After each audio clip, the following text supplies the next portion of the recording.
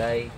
So kini ginahimo namo ni kuan po sa akong papa sa iya maning kini nga kuan mga natupot mga 90s yan yung ligasiya.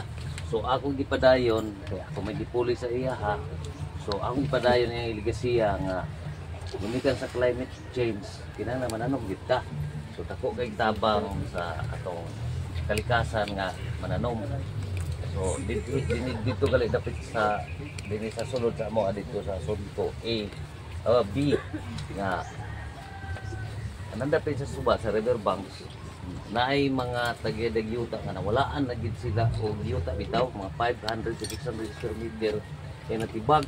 So naa say amo kuan dito kanang giant bamboo nga gipananom para to protect sa riverbanks nato kay luoy pud ang ato taong mga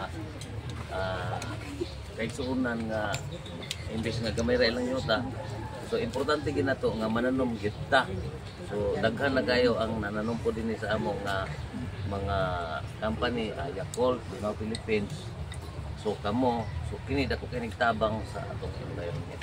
So kami sa ngalan sa Barangay Council, sa chairman sa environment, salamat kay sining tanan sa pag-ani sa among barangay. Salamat. Thank you. Thank you.